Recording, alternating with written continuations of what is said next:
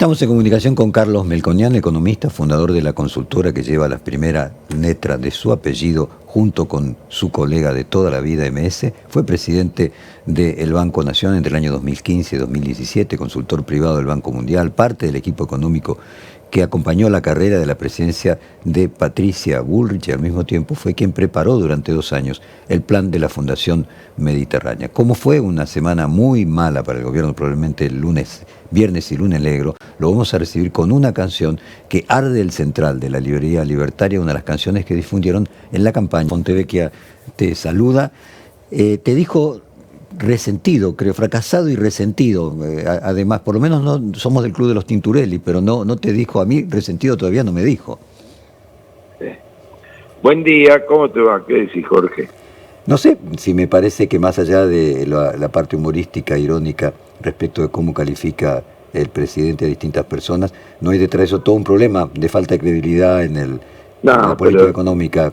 Se pelea con Brasil, se pelea con España, se pelea con China, se pelea ahora con Bolivia, si finalmente ese es el ruido más que el ruido del plan económico. Bueno, no, son varias cosas. El tema de esas peleas me preocupa. Las personales no, yo te diría fuera después de tantos años, 30, 40 años de esto, fuera de las descalificaciones. Así que eso lo dejo de lado. El tiempo paga, la trayectoria paga. Así que Dios dirá. Y además, yo siempre de los presidentes de mi país pienso que son los presidentes, así que yo mantengo el respeto. Lo otro sí, porque hay que dividir lo institucional de lo personal. Entonces, qué sé yo, ahí cuando yo te escuché en la introducción, nosotros preparábamos un programa. Había un capítulo de comercio, que viniendo de la colectividad armenia no puedo dejar de tener eso de lado. Comercio es calidad de vida, porque hay que exportar e importar más. Y había una especial predisposición de todo el equipo a entender cómo funciona el tema acuerdos, el acuerdo con Europa, el acuerdo, estábamos estudiando si hay algo para hacer también alternativo al Mercosur, como es el caso del Uruguay, que buscaba o Chile o los acuerdos con el Pacífico. No digo México, porque México está pegado a los Estados Unidos. Entonces, quiero decirte en otras palabras, le dábamos bola. Nosotros, a pesar de que no íbamos a hacer Cancillería, pero estábamos especialmente interesados en cómo funcionan técnicamente esos acuerdos. Después viene toda la parte macroeconómica que tiene que ver con tipo de cambio y demás, aranceles y demás. Entonces, vos imaginate tener institucionalmente a la cabeza, jugando a favor de eso, viajando para encontrarse con los presidentes de otros países y comerciar. Es un dato muy relevante. Entonces, si vos agarras España, Brasil, China, son montones de mercados donde pareciera como que lo comercial, lo institucional, y un tema al cual yo personalmente le doy mucha bola, que son las relaciones personales. Comerciar, entrar, vender, comprar, cuando los presidentes se llevan bien y dan instrucciones precisas, che, atendé a la delegación argentina, che, dale bola a tal cosa, che, esta gente me cae muy bien, yo quiero que comerciemos con eso. Todas esas cosas le doy mucha bola. Son al final del día las relaciones personales. Y me da la impresión de que cuando vos llegás a presidente y te tenés que ocupar de eso, has dejado en el camino, por llegar a presidente es medio la frutilla de la torta de tu vida, has dejado en el camino todo un conjunto de cuestiones personales que cuando sos presidente vos ya te pones arriba de todo eso. O sea, el periodo de la vida va a pelearte, guerrear, chicanear y todo eso es la previa. Una vez que vos llegás, vos decís, bueno, mire, dejemos de lado todo esto. eso qué sé yo, si fue una metodología, pasa en todo el mundo, la chicana, la pelea. Ahora cuando sos presidente, vos viste, tenés que allanar el camino. Entonces, imagínate lo siguiente, si hoy hubiera negocios para hacer con Brasil, o con China, o con España, yo te diría, conociendo el paño, y las delegaciones de los tipos que tienen que laburar, que generar contacto político, viste, están lastimadas. Entonces, desde ese punto de vista, esas peleas, no las personales, esas peleas sí preocupan en lo internacional. Pero también, te imaginas que si yo razono así, de frutilla de la torta y más allá del bien y del mal, en lo internacional, bueno, recontra pienso lo mismo para lo local. Por eso yo siempre pensé, tu problema con el peronismo, antiperonismo, das una señal visitando al almirante Rojas en el hospital, y tu pelea con si gana fulano me voy del país, es que vos sos presidente y lo invitás a cenar a Olivos. Ese es el formato, a mi juicio, donde no hay ninguna inteligencia artificial que reemplace eso. Carlos, respecto de la similitud de las medidas anunciadas el viernes, sí, con la emisión cero y las que hizo en su momento Sandleris en el año 2018, o si encontrás alguna similitud entre la frustración... Vos tenés más memoria que yo. ¿Cuáles son las de Sandleri del 2018? Te las podemos pasar, mira, vamos a pasarte la conferencia de prensa de Sandleri, creo que fue septiembre de 2018, anunciando más o menos lo mismo que Caputo ayer, que era el viernes, respecto de que se dejaba, además de producir deuda del Banco Central, y se pasaba a producir toda la deuda desde el Tesoro. Déjame chequear con la... Ahí está, te lo hacemos escuchar. A ver, dale. Para reforzar el principio de libertad contractual entre las partes. 11. Modernización del régimen laboral para facilitar el proceso de generación de empleo genuino. 12. Reforma del Código Aduanero para facilitar el comercio internacional. Desde el día de hoy queda prohibir las exportaciones. 13. Derogación de la ley de tierras para promover las inversiones. No es este. Yo la tengo por acá anotada y le estoy haciendo lío a la producción. Fue, te digo textualmente, Sí, el día... Fue 26 de septiembre del 2018, salió a plantear esto mismo. A ver si lo podemos tener ahí porque me aparece mi ley cuando lo pido. Bueno, no, cuando lo consiga te lo planteo, pero bueno, la emisión cero era lo que se había planteado en aquel momento, el pase de la deuda del Banco Central a deuda del Tesoro, y también podríamos decir si encontrás alguna analogía, alguna similitud. No, yo diría, tendría que repasarlo, y entonces si lo repasara diría esto sí, esto no. Yo te diría, si hay algo que se está cumpliendo y donde me pongo de pie, y es, yo te diría, no voy a decir lo único, pero lo menos rebatible es, digamos, toda la instrumentación fiscal sin emisión monetaria llevada a cabo en estos primeros 6 meses. A lo sumo, uno puede ponerse a discutir, y eso sí lo hacemos, es la sostenibilidad en el tiempo, donde lo que se rescata además es la convicción y la voluntad política de hacerlo. Déjame que te diga que de la misma manera que te acabo de decir los problemas que una personalidad genera en acuerdos comerciales internacionales, déjame decirte que si un día te encontrás con un presidente que va a fondo y apoya estas cosas, no es fácil encontrarlo. Entonces, déjame mantener ese criterio simétrico de decir las cosas, porque mi experiencia dice que eso paga en la vida.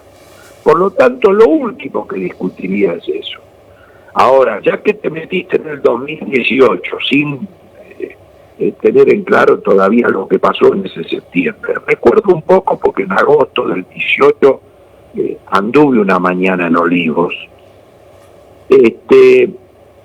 Ahí la comparación es distinta. Ahí el que había hecho el programa ese era el fondo, al programa cariñosamente lo llamamos Plan Picapiedra.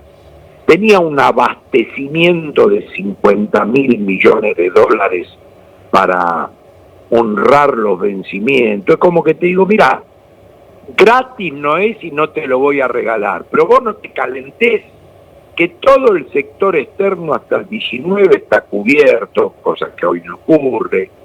Tenías un tipo de cambio libre y flotante donde por indicación del Plan Picapiedra te decía, mira, el dólar es flotante, y si la gente quiere dólares, y si el dólar en lugar de 28 tiene que valer 60, que valga 60. Así que yo la verdad que no le encuentro en ese pedazo similitudes al programa. Que acá lo tenemos, si lo pasamos, dale. Dale. Tomaremos las medidas necesarias para que la base monetaria crezca 0% en términos nominales de acá a junio del año que viene. Ese es nuestro compromiso. Elegimos la base monetaria porque es de los distintos agregados monetarios existentes el que está más claramente bajo el control del Banco Central. La mejora de las cuentas fiscales ha permitido que el Ministerio de Hacienda y el Banco Central hayan en conjunto tomado el compromiso de que ya no habrá financiamiento monetario al Tesoro. El carácter antiinflacionario de ir a cero crecimiento de la base monetaria es indudable, pero su efecto sobre la inflación no es instantáneo. Puede tomar algunos meses para que comencemos a ver cómo la inflación disminuye y el actual contexto de incertidumbre se resuelve. Finalmente la inflación no disminuyó, el dólar, como vos decías, si puede costar 20 o 50, costó 50, claro. Y tuvimos una inflación en lugar de 25%, de 50%. De nuevo, tendríamos que armar un seminario, sacando eso que me acabas de decir, y donde era un objetivo deliberado, y donde no sé cuán convencido estaba el presidente, su jefe de gabinete. Siguiente tema, era una cuestión estrictamente ligada a una definición del Banco Central en términos de no tener más asistencia al Tesoro, pero tenías endeudamiento, tenías libertad cambiaria. No son eventos comparables. A y B. De nuevo, acá si hay algo para rescatar es justamente el programa fiscal y la contracara monetaria de estos primeros 6 meses.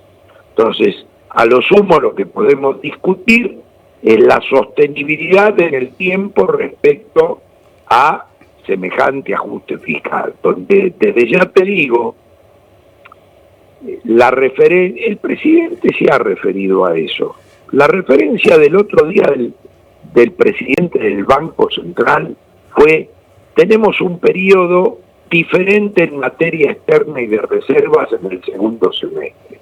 Yo te diría, si hubieran dicho eso para la parte fiscal, hubiera sido correcto también. Tímidamente el presidente esbozó la otra vez que puede ir a déficit fiscal por los aguinaldos, dijo.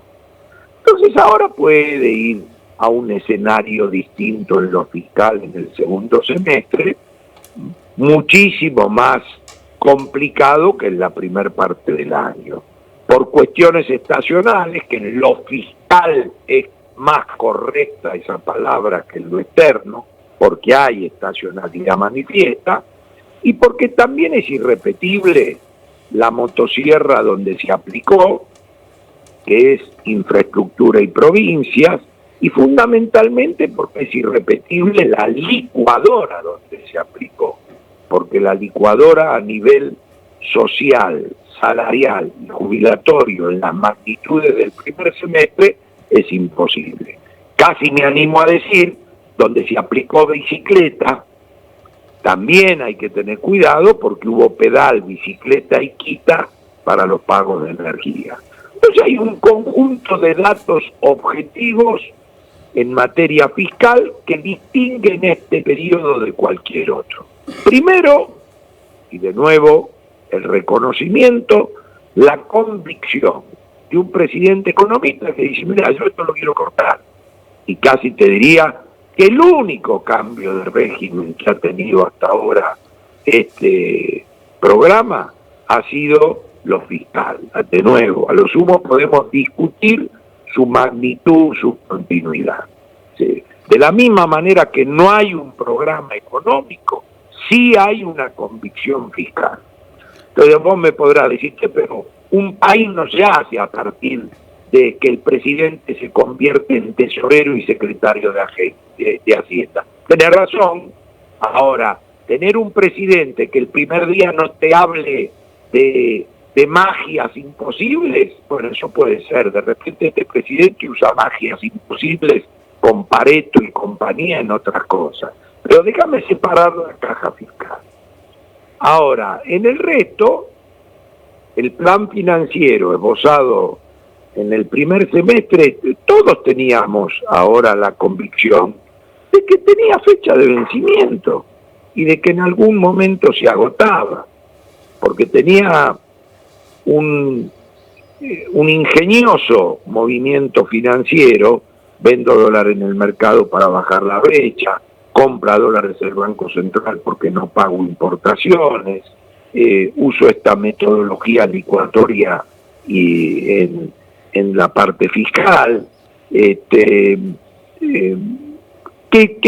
sabíamos que durante un tiempo podía estar, después si la inflación en lugar de 30 daba 25, y si en lugar de 9,9 daba 8,8, y si en lugar de 5 dio 4,2, son anécdotas. Tendencialmente era esto. Nunca proyectamos hiperinflación, ni con la bosta que había quedado de herencia. Nunca. Carlos. Ahora vos me decís, ¿es un mérito que cuando empezás a liberar, en lugar de 25 el primer mes, no te vas a 50 el segundo mes? Sí, pero tampoco para hacer alaraca de que esto está. Y cuando nosotros hacíamos referencia de alguna manera a que lo peor pasó, lo peor no pasó, y encontrás ahí vasos por la mitad en ambos casos, es que el programa tenía que decir en algún momento, que nunca llamamos etapa 2. La etapa 2 fue un invento del viernes pasado, y como diría Santangelo, si esta es la etapa 2, que venga rápido la 3. Entonces, nunca lo llamamos etapa 1, etapa 2, y además, cada vez que opinamos, fue un borrón y cuenta nueva, porque para nosotros el programa hoy, vuelto al overol de consultores, es el que está puesto en marcha. Uno no puede decir, yo hubiera hecho esto, yo hubiera hecho aquello. Claro que teníamos cosas absolutamente distintas en algunos casos, y otra vez, para ser justos, y con un mosaico político diferente, suponemos. Entonces, todo eso está en danza. Ahora, lo que sí simultáneamente debo confirmarte es la idea de que la idea del programa con fecha de vencimiento se mantiene, y que decir cómo continúa a partir de un camino del primer semestre irreversible también. O Carlos, sea, ¿sabes que te escucho? Todas esas respuestas hay que darlas. Con esto te estoy diciendo, ¿cuál es el mal humor de hoy? Que en otro momento dado, el ministro con un tuit hacía lo que hizo el viernes con la conferencia de prensa. Casi que digo, se lo notó apurado para una conferencia de prensa y el lanzamiento de una etapa donde terminó de hablar y no hay nada. Entonces el mal humor viene y dice, bueno, ¿cómo estamos hoy? ¿Cómo el jueves a la noche? Carlos, te escucho y viviendo una reflexión personal que para nada tenés que compartir, que es cuántos esfuerzos mucha gente hace para considerar que es normal lo que está pasando, que está dentro de los parámetros de lo aceptable, de no criticar demasiado para no quedar luego con no si esto se cae, si esto se cae, déjame terminar, que si esto se cae, no fue uno agorero de que esto se produzca. Pero la pregunta bien concreta es, ¿vos creés que esto tiene final feliz? Y bueno, depende siempre, depende de lo que el que maneja el micro Bariloche decida. Es decir, voy a sacar las cuestiones que uno en el camino no contempla, que es un escenario internacional, precio de los commodities, todo lo que no está en tu radar. Podés tener mercado del futuro. Después el resto depende de tu voluntad.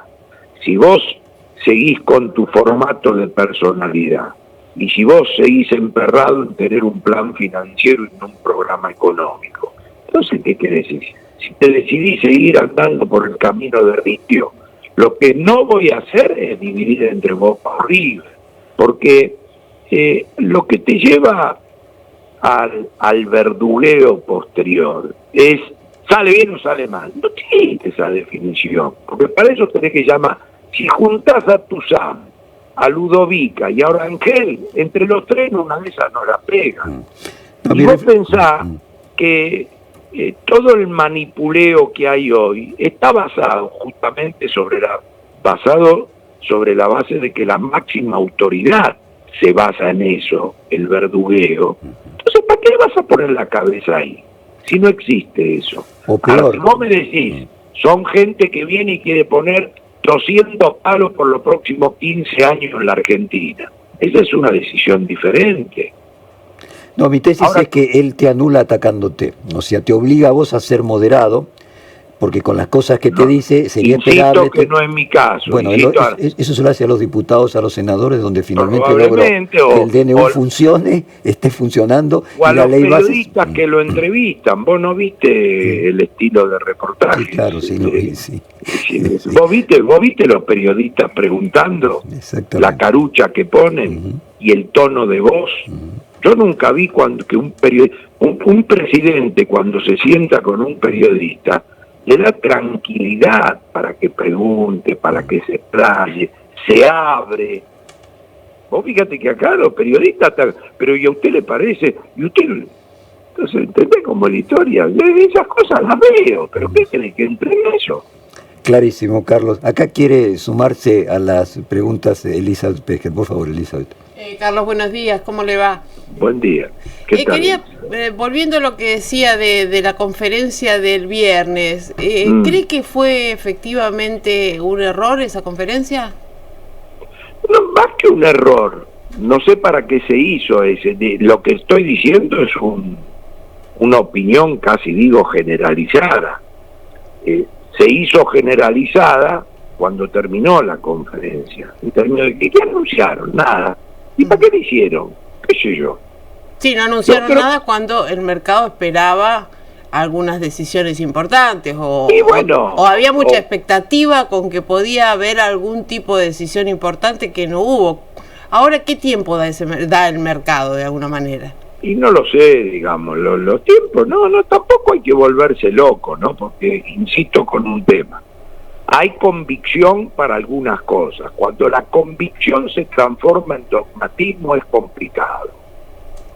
La mejor vacuna para evitar eso es tener un entorno de gente que no dice todo que sí, que es un error habitual entre los políticos y funcionarios. Entonces, ese es un tema que siempre hay que observarlo. Pasó en muchos gobiernos, y gobierno de Boca o de River. Cuando uno tiene en su entorno personal personas que no le discuten, o uno no ha otorgado la libertad de decir, mira, podés putearme. Si querés podés putearme, y si estoy equivocado, decímelo. Eso es clave para un líder. Clave. Entonces, a esa parte le tengo miedo. A esa parte le tengo miedo. ¿Por qué? Bueno, porque los equipos se arman de esa manera. Entonces, y vuelvo a insistir con un tema, no es patrimonio ni de la izquierda, ni del centro, ni de la derecha, es patrimonio de las personalidades. Por eso, ya que se le hace tanto homenaje a Menem, hay que rescatar de los Menem, más que poner un busto, esa autoestima y personalidad para tener en el entorno a los mejores, por lo menos en el mejor momento de Menem. Después en la parte final ya sabemos cómo funcionan los gobiernos. No, compartimos, Carlos. Nosotros recibimos 30 juicios por parte de Menem durante esos 10 años. Tenemos la puerta de este edificio volada 2 veces con bombas y la muerte de José Luis Cabezas. Pero no podemos por eso quitarle mérito a Menem de que era una persona afable. Habla muy bien de vos lo que estás diciendo. Es una persona afable que siempre trataba de conciliar, de que era lo opuesto. Era un político clásico, ¿no? Esta idea de que entraba acá y saludaba por el nombre a todo el mundo. Es el entorno, el equipo es clave, y no es chamullo. Yo un día, cuando en la anterior administración se prostituía la palabra equipo, digo, no. Cuando repetís tantas veces la palabra equipo, tenés que ir a terapia, porque no tenés equipo. Entonces eso da mucha tranquilidad. Entonces vos me decís, ¿quién está a cargo? ¿Cómo son los liderazgos? No son temas menores todos eso. Entonces vos decís, ¿para qué se hizo la conferencia? ¿Qué sé yo? De Carlos, repente, sí. Me genera inquietud, digo, este subrayado tuyo tan fuerte, con tanto énfasis respecto del equipo. ¿Lo decís por algún funcionario en particular? No, ¿Es alguna cuestión que te yo parece? pienso así en la vida, ¿Vos crees que a todos los funcionarios le dicen todo que sí a Javier Milei? No sé si a Javier Milei, pero lo que le decía recién a Jorge, no es patrimonio de Boca, es Boca, River, izquierda, derecha, centro. Es una cuestión vinculada a la personalidad. No, pero como lo estás hablando justamente de la gestión de Milei, por eso... Digo que no debiera caerse en ese error. Si yo el otro día di otro ejemplo, digo, Messi es el mejor jugador del mundo. ¿De qué número juega? De 10. Puede ser 10, 9, jugar arriba. Olvídense que tiene 37 años. Messi. Messi puede ir al arco, y puede ir, pero... y puede jugar de 4, y puede jugar, pero... Entonces, Messi puede haber uno, o sea, 11 Messi no hay. Entonces vos, cuando tenés que armar el equipo de 4, tenés que buscar un 4. Pues si este tipo me gusta, de 4. Pero no querés tener a Messi que piensa igual que el Messi. No, porque ese juega de 10. Cuando vos te juntás en tu entorno de todo tipo dogmáticos, que piensan como vos, que te dan manija, y viste, eso es un problema, porque vos necesitas, no un rompecabezas donde uno quiere ir a Rosario y otro a Mar del Plata, pero tipos con personalidad, con criterio, con decisión propia, 9 de área que sepan resolver solo. El 9, cuando patea, no mira al banco a ver dónde tiene que patear, resuelve.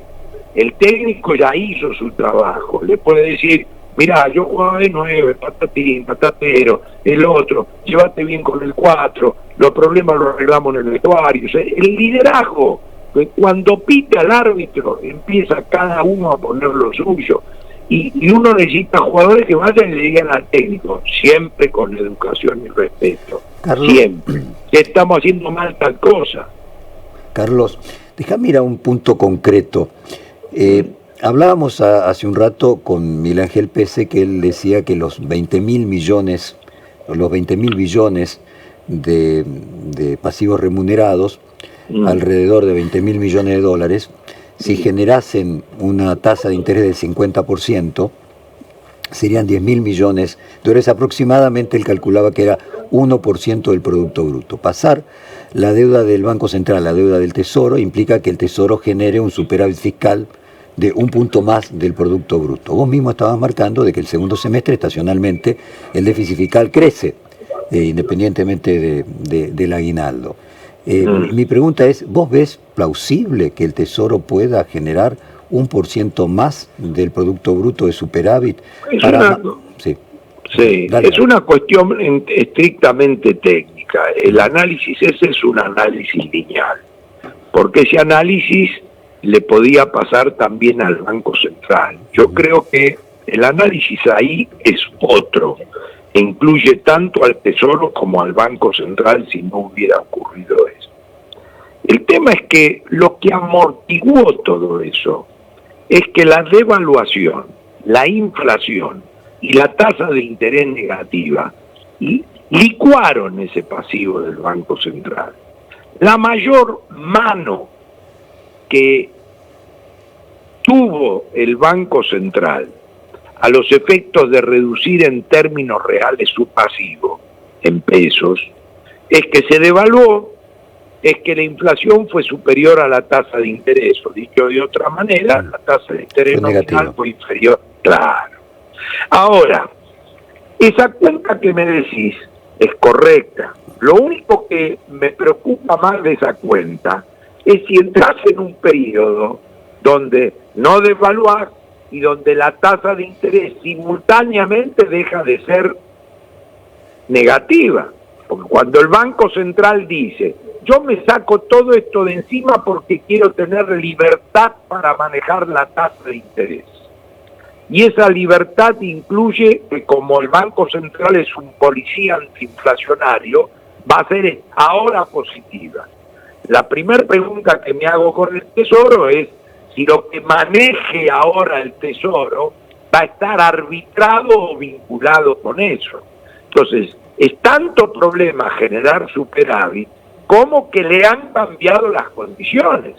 Porque ahora no tenés más devaluación ni tasa de interés negativa para que te ayude a licuar. No es solo tengo que generar superávit, sino que se me fue el sol y se nubló. Ese es un tema a analizar y es lo que genera algún signo de interrogación para mirar esto a futuro. Pues digo, no cierra, Carlos, para ser honestos. Digo, no lo queremos decir, pero no como cierra. No le hubiera cerrado al Banco Central si cambian esas condiciones. Exactamente. Eso es así. Es decir, si se termina la devaluación y se termina la tasa de interés negativa, ese problema le cabría también al Banco Central. Ese es el tema central de todo esto.